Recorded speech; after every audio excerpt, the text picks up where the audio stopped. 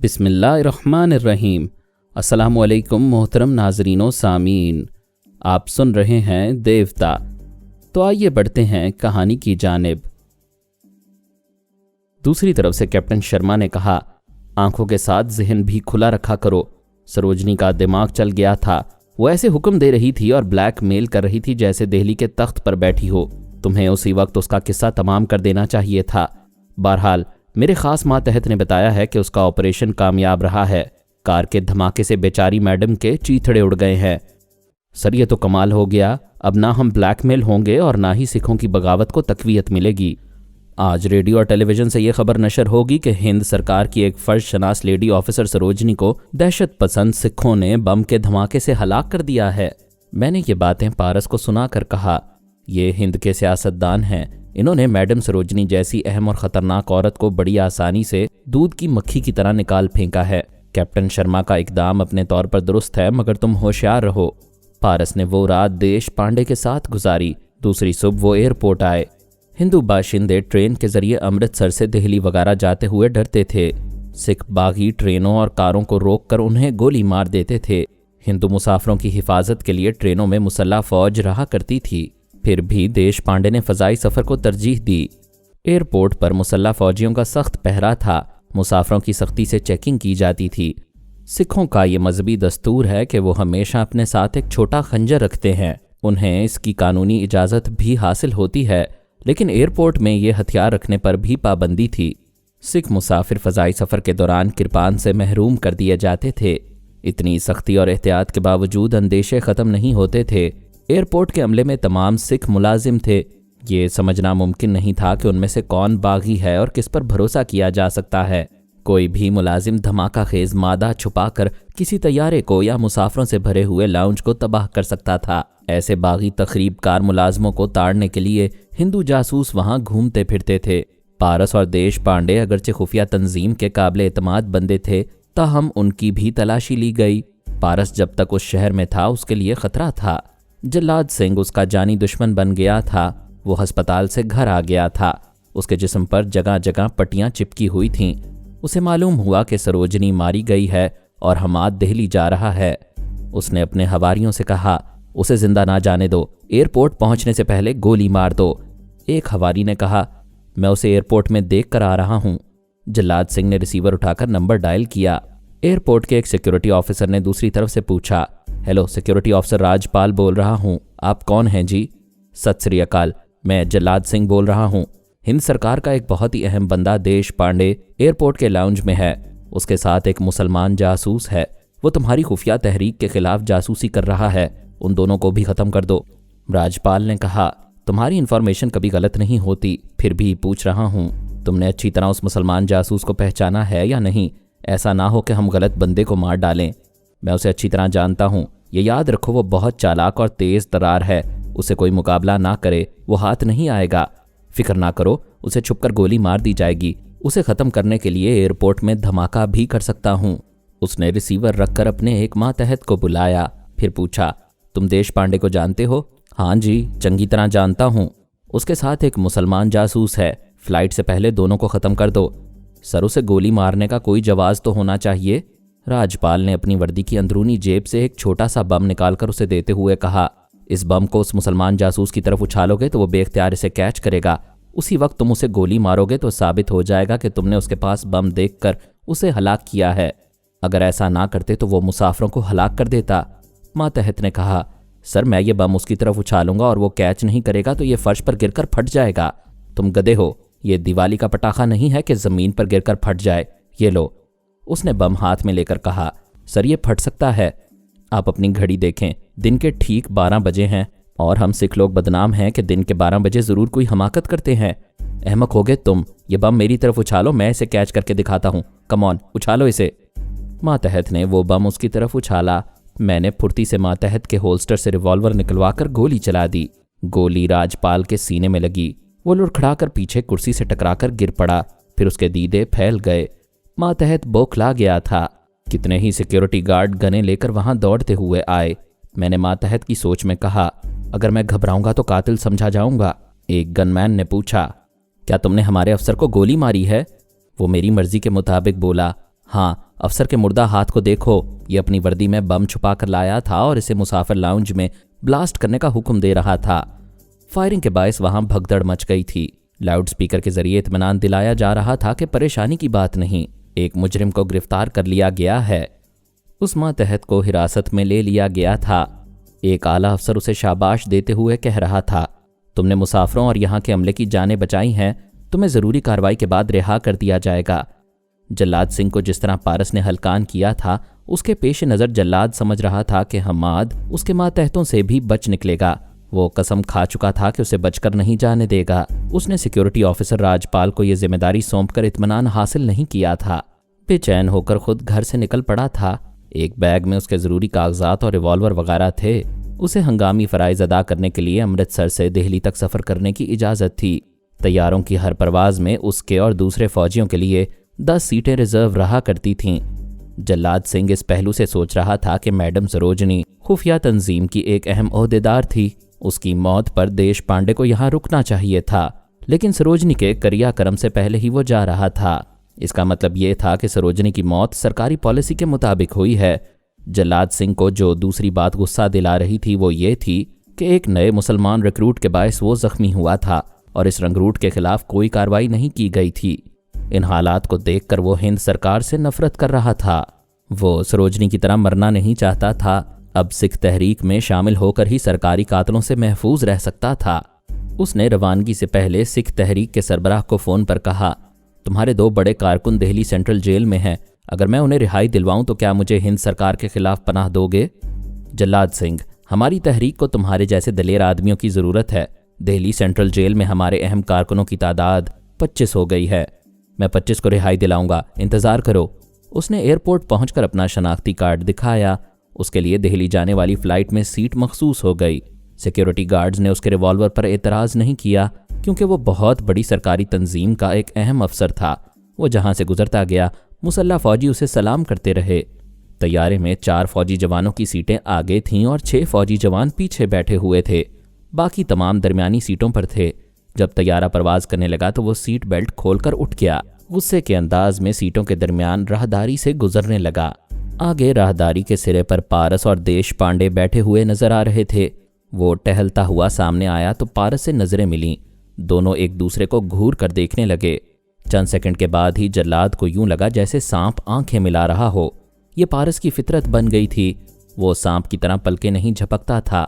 उसकी आंखों में ऐसी जहरीली कशिश थी कि जल्लाद ने फौरन नजरें फेर लीं। वो पलटकर पायलट कैबिन की तरफ जाने लगा। सोचने लगा, ये दुश्मन पुरअसरार कुव्वत का मालिक नजर आ रहा है। कमबख्त निगाहों से डस रहा था। मेरी जगह कोई कमज़ोर दिल का आदमी होता तो उसके कदमों पर गिर पड़ता। ना जाने कितनी हसीनाएं इस पर मरती होंगी, मगर आज तो ये मरेगा। वो दरवाज़ा खोलकर कैबिन में आया। वहाँ पायलट और को पायलट अपनी ड्यूटी में मसरूफ़ थे। जल्लाद सिंह ने कहा, हेलो कैप्टन। को पायलट ने कहा, हेलो ऑफिसर। ये प्रवाज़ कैसी लग रही है? अच्छी है, अगर ये तैयारा इसी तरह प्रवास करते हुए जलंधर के रनवे पर उतर जाए। ओ नो ऑफिसर, ये तो डायरेक्ट दिल्ली की फ़्लाइट है। जल्लाद सिंह ने रिवॉल्वर निकालकर पायलट की कनपटी से लगाते हुए कहा, यह मेरा हुक्म है, जलंधर में लैंड करोगे। वो परेशान होकर बोला, ऑफिसर आप ये क्या कर रहे हैं? वही कर रहा हूं जो तुम देख रहे हो। कंट्रोल टावर से राबता करो। राबता हो गया। पायलट ने यह बुरी खबर सुनाई कि तैयारा हाईजैक किया जा रहा है, और हैरानी की बात है कि एक सरकारी ऑफिसर ऐसा कर रहा है। अफसर ने एक हाथ में माइक लेकर कहा, मैं Jallad Singh, officer on special duty, warning देता हूं, अगर तैयारे को जलंधर में ना उतारा गया तो एक भी मुसाफिर जिंदा नहीं मिलेगा। टावर से कहा गया, तुम एक जिम्मेदार अफसर होकर ऐसी बातें कर रहे हो। आखिर इस हरकत का मकसद क्या है? ये मैं जलंधर पहुंचकर ही बताऊंगा। मेरे हुक्म की तामील करो वरना। ठीक है, तैयारा हमारे रनवे पर उतर सकता है। मैंने पारस से कहा, मैं जल्लाद सिंह को सिर्फ इसलिए ढील दे रहा हूं कि मेरी किसी हरकत से ख्याल ख्वानी का शुबा ना हो। मैं समझ रहा हूं, आप इत्मीनान रखें। जब यह तैयारा जलंधर की ज़मीन पर होगा तो मैं इससे निमट लूँगा। लाउड स्पीकर से आवाज़ आने लगी, लेडीज़ एंड जेंटलमैन, आपसे दरख्वास्त है कि किसी भी नागहानी मुसीबत के वक्त सब्र तहम्मुल से अपनी जगह बैठे रहें। ये तैयारा हाईजैक करके जलंधर के रनवे पर उतारा जा रहा है। ये सुनकर सभी परेशान हो गए। हिंदू औरतें रोने लगीं, क्योंकि बागी सिख हिंदुओं को ही नुकसान पहुंचाते थे। स्पीकर के जरिए कहा जा रहा था, इस तैयारे को जल्लाद सिंह अगवा कर रहा है। तैयारे में बैठे हुए 10 फौजी जवानों को हुक्म दिया जा रहा है कि वो मुसाफिरों की सलामती की खातिर कोई चालाकी ना दिखाएं। वो एक एक करके पायलट कैबिन के दरवाजे पर आएं। इस दरवाजे को सिर्फ 6 इंच खोलें और अपने हथियार अंदर फेंकते जाएं। दरवाज़ा ज़्यादा खुलेगा और कोई यहाँ दाखिल होने की हमाकत करेगा तो पलक झपकते ही पायलट और को पायलट को शूट कर दिया जाएगा। चलो आओ, देर ना करो। फौजी अपनी अपनी जगह से उठकर एक एक करके हुक्म की तामील करने लगे। मुसाफिरों की सलामती के लिए हथियार डालना ज़रूरी हो गया था। जलंधर पहुंचने तक तमाम फौजियों ने अपने हथियार कैबिन के अंदर पहुंचा दिए। जब तैयारा रनवे पर पहुंचकर रुक गया तो जल्लाद सिंह ने माइक के जरिए मुतल्लिका अफसरान से कहा, मेरा मुतालबा सुनो। सिख आज़ाद तहरीक के 25 जवान दिल्ली सेंट्रल जेल में हैं। उन्हें फ़ौरन रिहा करके ख़ास फ्लाइट में अमृतसर पहुंचाया जाए। जब तक वो अमृतसर नहीं पहुंचेंगे इस तैयारे के मुसाफिर बाहर नहीं निकलेंगे और कोई मुसल्ला शख्स तैयारे के करीब नहीं आएगा। मुसाफिरों में खौफ व हरास फैला हुआ था। वो एक दूसरे से कह रहे थे कि तमाम हथियार कैबिन में पहुंच गए हैं। जल्लाद सिंह इन हथियारों से सबको मार डालेगा। कुछ लोग तसलियां दे रहे थे कि उसका मुतालबा पूरा हो जाएगा तो वो किसी को नुकसान नहीं पहुंचाएगा। मैंने जल्लाद सिंह को प्यास का एहसास दिलाया। वो सोचने लगा, मैं पानी या बोतल तलब करूंगा तो होस्टेस या स्टूवर्ड मुझे पानी में कुछ मिला कर देंगे। मैं मर जाऊंगा या बेहोश हो जाऊंगा। मैंने उसकी सोच में कहा, अगर पायलट अपने लिए पानी तलब करे तो उसे सही पानी पीने के लिए दिया जाएगा। उसने पायलट से पूछा, तुम्हें प्यास लगी है? पायलट ने इनकार में सर हिलाया। वो बोला, इनकार ना करो, तुम्हें प्यास लगी है। होस्टेस से कहो वो तुम्हारे लिए पानी लाए। याद रखो, पानी अपने लिए तलब करोगे, मेरा जिक्र नहीं करोगे। पायलट ने स्पीकर के जरिए होस्टेस को मुखातिब करके कहा, मुझे प्यास लगी है, मिस्टर जल्लाद सिंह पानी लाने की इजाज़त दे रहे हैं। तुम दरवाज़ा खोलकर बाहर से हाथ बढ़ाकर पानी दे सकती हो। ये सुनते ही पारस अपनी जगह से उठ गया। तेज़ी से चलता हुआ एयर होस्टेस के पास आया। फिर सरगोशी में बोला, इसमें बेहोशी की दवा मिला दो। वो बोली, नहीं, पायलट बेहोश हो जाएगा। कोई फ़र्क नहीं पड़ेगा। अगर जल्लाद सिंह पायलट के बहाने पानी मंगवा रहा है तो हमें फ़ायदा पहुंचेगा, लेकिन यहाँ बेहोशी की दवा नहीं है। मेरे पास है। मैंने होस्टेस को किसी दूसरे काम से दूसरी तरफ घुमा दिया। पारस ने अपनी अंगूठी की सुई बाहर निकालकर भरे हुए ग्लास में डबोई, फिर निकाल दी। उससे कहा, इसे ले जाओ और ख़बरदार एक लफ्ज़ ना कहना। दरवाज़ा भी उतना ही खोलना कि ये ग्लास अंदर चला जाए। वो भरा हुआ ग्लास लेकर कैबिन के दरवाजे तक आई, फिर कहा, मैं पानी लाई हूँ, ये ग्लास ले लो। उसने दरवाजे को ज़रा सा खोलकर हाथ अंदर किया। जल्लाद सिंह पायलट को निशाने पर रखा बैठा हुआ था। उसने को पायलट से कहा, ग्लास लेकर यहाँ आओ। उसने अपने पायलट साथी को देखा। जल्लाद सिंह के ट्रिगर दबाते ही उसकी मौत वाक़ई हो सकती थी। वो कोई चालाकी नहीं दिखा सकता था। उसने बड़ी फर्माबरदारी से ग्लास को होस्टेस के हाथ से लिया। होस्टेस का हाथ बाहर चला गया। को पायलट ने दरवाज़ा बंद करके पायलट को वो ग्लास पेश किया। जल्लाद सिंह ने उसके हाथ से ग्लास लेकर कहा, प्यास इसे नहीं, मुझे लगी है। हालांकि उसे पानी की तलब नहीं थी, मैंने तलब पैदा की थी। उसने ग्लास को मुंह से लगाकर घटाघट पी लिया। फिर ग्लास एक तरफ रखकर मूछें आस्तीन से पोंछते हुए बोला, अजीब सा पानी था, लेकिन तुम लोगों को तो ये भी उस वक्त तक नसीब नहीं होगा जब तक मेरा मुतालबा पूरा नहीं होगा। मुतालबा पूरा होने के बाद मैं एक मुसलमान नौजवान को गोली मारूंगा, फिर खुद को कानून के हवाले करूंगा। मैं अपनी बेइज्जती बर्दाश्त करके जिंदा नहीं रहूंगा। वो बोलते बोलते चुप हो गया। उसे कमजोरी महसूस हो रही थी। वो एक हाथ से सीने को सहलाने लगा। पता चला कि सिर्फ सीने में तकलीफ नहीं है, उसका सर भी चकरा रहा है। हाथ पांव ढीले पड़ने लगे। वो संभलने की कोशिश कर रहा था। इसके बावजूद रिवॉल्वर उसके हाथ से छूटकर गिर पड़ा। को पायलट ने अपनी जगह से छलांग लगाई। जल्लाद सिंह को एक लात मारी। वो कटे हुए शैतीर की तरह फर्श पर गिर पड़ा। को पायलट ने रिवॉल्वर को उठा लिया, फिर दरवाज़ा खोलकर खुशी से चीखते हुए बोला, हमने जल्लाद सिंह पर काबू पा लिया है, खतरा टल गया है। फौजी जवान दौड़ते हुए अंदर आए। उन्होंने अपने अपने हथियार उठा लिए। जल्लाद सिंह को फर्श पर घसीटते हुए तैयारे के आखिरी सिरे की तरफ ले जाने लगे।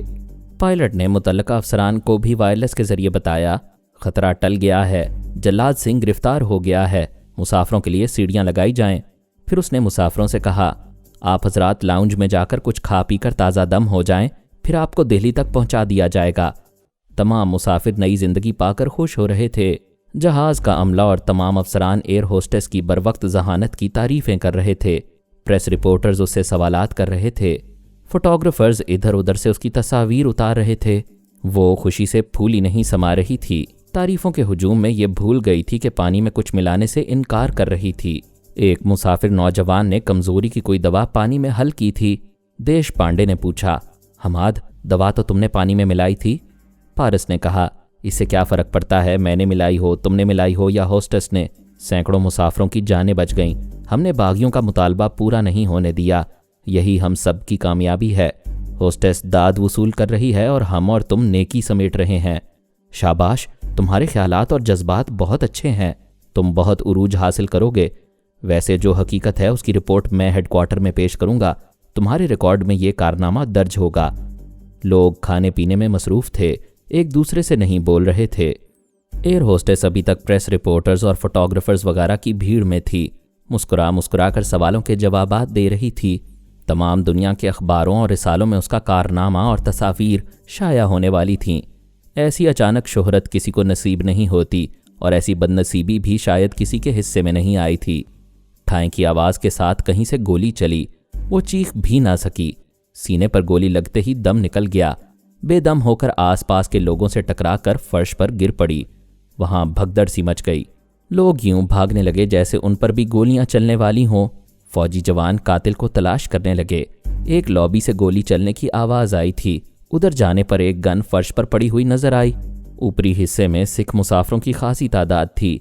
उन्हें रोका जा रहा था। उनसे सवालात किए जा रहे थे। कातिल को पहचानने की कोशिशें की जा रही थीं, लेकिन एक कातिल को पकड़ने के लिए सैकड़ों सिखों को गिरफ्तार नहीं किया जा सकता था।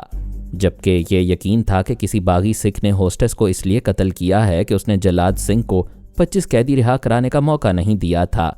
देश पांडे ने होस्टेस की खून आलूदा लाश देखकर अफसोस का इजहार किया। बेचारी। पारस ने कहा, अगर ये बेचारी ना होती तो अभी तुम मुझे बेचारा कह रहे होते। उसने पारस को सोचती हुई नज़रों से देखा और बोला, वाकई बाज़ हालात में पर्दे के पीछे रहकर ही काम करना चाहिए। होस्टेस के कत्ल ने तैयारे की रवानगी में और ताख़ीर कर दी। वो रात के 8 बजे दिल्ली पहुंचे। फौजी छावनी के इलाके में एक बहुत बड़े इहाते में ट्रेनिंग सेंटर की इमारत थी। उसका एक कमरा पारस के लिए मखसूस किया गया था। देश पांडे ने उसे इस कमरे तक पहुंचाकर कहा, यार हमाद, तुमने मेरा दिल जीत लिया है। लड़कियां तो तुम पर मरती होंगी। क्या इस ट्रेनिंग सेंटर में लड़कियां हैं? हाँ, उनका हॉस्टल इमारत के पीछे है। क्या तुम्हारे ख्याल के मुताबिक वो इतनी दूर से मुझ पर मरने आएंगी? क्या कहते हो? इश्क तो तलवार की धार पर चलकर चला आता है। यहाँ रात को एक दूसरे से मिलने पर पाबंदियाँ हैं। एक दूसरे को हासिल करने के लिए ये सुरंग बना लेते हैं। यहाँ जासूस बनने की ट्रेनिंग हासिल की जाती है। ये भी ट्रेनिंग का एक हिस्सा है कि सख्त पाबंदियों के बावजूद एक दूसरे तक कैसे पहुँचा जाता है। पारस ने अपने कमरे का जायज़ा लिया। वहाँ उसकी ज़रूरत का हर सामान मुहैया कर दिया गया था। पाकिस्तान की सरहद गैर कानूनी तौर पर पार करने के लिए वो अपने साथ कोई सामान नहीं लाया था। सिर्फ एक जोड़ा लिबास अमृतसर में ख़रीदा था। उसने पूछा, मेरे लिबास का क्या होगा? कल सुबह दिल्ली शहर देखो और ख़रीदारी भी करो। मैं जा रहा हूँ, कल मुलाकात होगी। वो देश पांडे के साथ कमरे से बाहर आया। जीने के करीब दौड़ते हुए कदमों की आवाज़ सुनाई दे रही थी। 2 मुसल्ला नाइट चौकीदार एक तरफ से दौड़ते हुए आ रहे थे। उनमें से एक टॉर्च की रोशनी इधर उधर फेंक रहा था। वो किसी को तलाश कर रहे थे। देश पांडे ने आवाज़ देकर पूछा, क्या बात है? उनमें से एक पारस के कमरे में गया। दूसरे ने करीब आकर कहा, सर, रमना पांडे अपने कमरे में नहीं है, कहीं गायब है। जीने से नीचे फर्शी मंजिल पर भी कई टॉर्च की रोशनियां इधर उधर भटक रही थीं। वहां के कई गार्ड्स उसे तलाश कर रहे थे।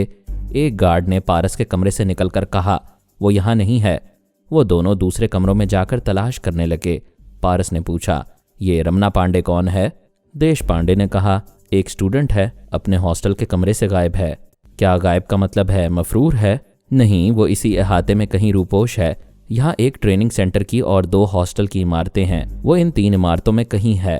अगर यहाँ पहरा देने वाले 6 नाइट चौकीदारों ने उसे सुबह तक तलाश ना किया तो उन सब की एक दिन की तनख्वाह कट जाएगी। और उस स्टूडेंट को क्या सज़ा मिलेगी? उसे इनाम मिलेगा। उसके रिकॉर्ड में 10 नंबरों का इजाफा किया जाएगा।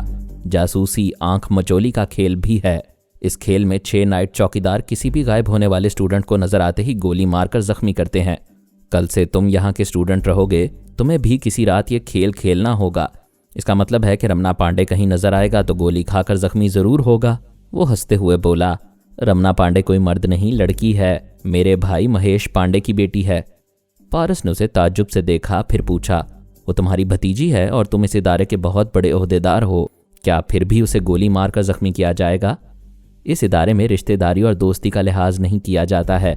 यहाँ सिर्फ हुनरमंद और बासलाहियत स्टूडेंट्स की कदर की जाती है। वो घड़ी देख कर बोला, यहाँ 10 बजे के बाद कोई स्टूडेंट कमरे से बाहर नहीं निकलता। नाइट चौकीदारों को गोली चलाने की इजाज़त है। तुम भी अपने कमरे में जाओ, कल मुलाकात होगी। वो मुसाफहा करके चला गया। पारस जीने से पलटकर अपने कमरे की तरफ जाने लगा। दूर से गुजरने वाले एक नाइट चौकीदार ने बुलंद आवाज से कहा, यू मिस्टर न्यू कमर, फौरन अपने कमरे में जाओ। उसने कमरे में आकर दरवाजे को अंदर से बंद कर लिया। रात के 11 बज गए थे। सेंटर के इहाते में दूर तक वीरानी थी। तमाम स्टूडेंट्स अपने कमरों में बंद थे। बाहर सिर्फ 6 नाइट चौकीदार अपनी गनें लिए फिर रहे थे। पारस ने सोचा, इस इहाते में सिर्फ 3 इमारतें हैं, उनमें सुबह तक छुपकर नहीं रहा जा सकता था। 6 गनमैन छुपने वाले को तलाश कर सकते थे और अभी तलाश करने के लिए उनके पास 7 घंटे थे। उसने बिस्तर के सिरे पर बैठकर जूते उतारे, फिर आराम से हाथ पांव फैलाकर लेट गया। कल से एक स्टूडेंट बनकर यहाँ रहना था। यहाँ की मुख्तलिफ आजमाइशों में कामयाब होकर और ज़्यादा से ज़्यादा नंबर हासिल करके ही वो रॉ तंजीम में दाखिल हो सकता था। मुझे और मेरे बेटों को वक्त पर खाने और वक्त पर सोने का मौका कभी कभी मिलता था। आज उसे जल्द सोने का मौका मिल रहा था। उसने अपनी आंखें बंद कर लीं। दिमाग को हिदायत दी कि सुबह 5 बजे तक सोता रहे। अगर नींद के दौरान कमरे में कोई खतरा पेश आए या कोई गैर मामूली बात हो तो फौरन आंख खुल जाए। हम हमेशा अपने दिमागों को ऐसी हिदायत देकर गहरी नींद सोते हैं और नींद पूरी होने तक महफूज रहते हैं। हमारी 4 दीवारी में कोई गैर मामूली वाकया पेश आए तो फौरन आंखें खुल जाती हैं। लेकिन उस रात पारस की आंख नहीं लगी। दिमाग को हिदायत देने के बावजूद उसे नींद नहीं आई। उसने ज़रा इंतज़ार करने के बाद आंखें खोल कर सोचा, क्या बात है, दिमाग हमेशा हिदायत कबूल करता है, आज नींद क्यों नहीं आ रही है? उसने लेटे ही लेटे कमरे में हर समत नज़रें दौड़ाईं। कोई गैर मामूली बात नज़र नहीं आई। वो उठकर बैठ गया, फिर बिस्तर से उतरकर चलता हुआ बाथरूम के दरवाजे पर आया। उसे खोल कर देखा, बाथरूम खाली था। उसने दरवाजे को दोबारा बंद किया, फिर कमरे में रखी हुई अलमारी को खोल कर देखा। अलमारी भी अंदर से खाली थी, कहीं कुछ नहीं था। वो फिर बिस्तर पर आकर लेट गया। ये ख्याल आया कि दिमाग को हिदायत देते वक्त कोई गलती हो गई थी, दोबारा ये अमल होना चाहिए। उसने आंखें बंद कर लीं। मामूल के मुताबिक दिमाग को हिदायत देने लगा। इसके बाद सोचने लगा, नींद आ रही है, नींद आ रही है। अब वो नींद की वादियों में पहुंचने वाला है। अमल कामयाब था, लेकिन दिमाग उसे सोने नहीं दे रहा था। पारस कह रहा था कि कमरे में कोई गैर मामूली बात हो तो आंख खुल जाए। जब आंख लगने से पहले ही कोई गैर मामूली बात थी तो फिर दिमाग उसे सोने कैसे देता? फिर गहरी गहरी खामोशी में बहुत धीमी धीमी आवाज़ सुनाई दी। वो आंखें खोलकर तवज्जो से सुनने लगा। बहुत हल्की हल्की खराटों जैसी आवाज़ आई। वो फिर उठकर बैठ गया, बिस्तर से छलांग लगाकर फर्श पर आया, फिर झुककर पलंग के नीचे देखा। वो आराम से फर्श पर लेटी हुई थी। पलंग के नीचे नीम तारीकी थी, मगर चांद जैसा सरापा चमक रहा था। उसकी आंखें बंद थीं। पूरे चांद की चांदनी सो रही थी। उसने अपने एक बाजू का तकिया बना लिया था और यूं तकिया बनाकर जैसे आरामदेह बिस्तर पर पहुंच गई थी। वो थोड़ी देर तक उसे देखता रहा, फिर बोला, कमाल है, तुम सो रही हो जैसे माँ की गोद में पड़ी हो। उठो। वो सोती रही। अगर उसका बदन सांसों की आमदोरफ्त का पता ना देता तो वो बिल्कुल ही मुर्दा नजर आती। मुहावरे के मुताबिक घोड़े बेचकर सो रही थी। यह मुहावरा शायद यूं इस्तेमाल में आया कि किसी घोड़ों के सौदागर को यह धड़का लगा रहता था कि उसके घोड़े चोर ले जाएंगे। ये फिक्र उसे सोने नहीं देती थी। आखिरकार उसने तमाम घोड़े बेच दिए। अब चुराए जाने का कोई खौफ नहीं था, इसलिए वो दिन चढ़े तक गहरी नींद लेकर मज़े लेता रहा। इसीलिए यह मुहावरा इस्तेमाल में आया। बेफिक्री से सोने वाले के मुतल्लिक कहा जाता है कि वो घोड़े बेच कर सो रहा है। लेकिन दोशीज़ा कैसे बेफिक्र हो गई थी? उसके पास घोड़े नहीं थे, लेकिन जवानी का मालो मता था। कोई भी चोर ऐसी गफलत में उसे लूट सकता था। एक अजनबी के कमरे में आकर छुपते वक्त और सोते वक्त यह धड़का क्यों ना रहा कि लूट मार हो सकती है? वो खुद को सस्ता करने वाली लड़की थी या उसे अपने किरदार की पुख्तगी पर पूरा भरोसा था, इसलिए वो यहाँ आई थी। बेफिक्री की गहरी नींद बता रही थी कि वो नींद की आदी है। सोने का वक्त हो तो उसे कांटों के बिस्तर पर भी नींद आ जाती है। पारस ने उसे फिर आवाज़ दी, उठो, क्या तुम रमना पांडे हो? वो नींद में ऊँ की आवाज़ें निकालती हुई करवट बदलकर चारों शाने चित हो गई। ये बुरी बात है, ख्वाबीदा लड़की को देखना नहीं चाहिए। वो नींद में किताब की तरह खुलती और बंद होती रहती है। सोने वाली को अपना होश नहीं रहता और देखने वाले के होश उड़ते रहते हैं। पारस ने उसके सेहतमंद बाजू को गिरफ्त में लिया, फिर झंझोड़ते हुए कहा, ए क्यों मेरी आंखों को गुनाहगार बना रही हो? उसने हड़बड़ाकर आंखें खोल दी। फौरन ही समझ में नहीं आया कि कहाँ पड़ी है। घबराकर उठना चाहा तो पलंग की निचली सतह से सर टकरा गया। वो हाय कहकर फिर चित हो गई। पारस ने फिर उसके बाजू को पकड़कर फर्श पर घसीटते हुए पलंग के नीचे से निकाला। वो पलकें झपकते हुए बोली, आह मैं समझ गई, तुम नाइट चौकीदार हो, तुमने मुझे पकड़ लिया है। वो उसका बाजू छोड़कर बोला, लो छोड़ दिया, मैं नाइट गार्ड नहीं हूँ। वो जल्दी उठकर उसके सामने फर्श पर पलथी मारकर बैठते हुए खुशी से बोली, नाइट गार्ड नहीं हो? यानी कि मैं अभी पकड़ी नहीं गई? यानी कि तुम मेरे दोस्त हो? यानी कि मैं सुबह तक यहाँ छुपी रहूं तो मेरी मार्कशीट में 10 नंबर का इजाफा हो जाएगा? ये यानी कि तुम्हारा तकिया कलाम है? यानी कि मेरा तकिया कलाम नहीं है।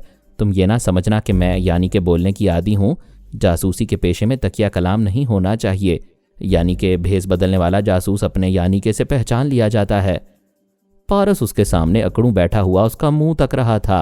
वो बोल रही थी, मैंने अपने हॉस्टल से निकलते वक्त सोच लिया था कि लड़कों के हॉस्टल में जाऊंगी, जो कमरा खुला मिलेगा उसके अंदर जाकर छुप जाऊंगी। मैंने नीचे से देखा, इस मंजिल पर तुम्हारे कमरे की खिड़की खुली हुई थी।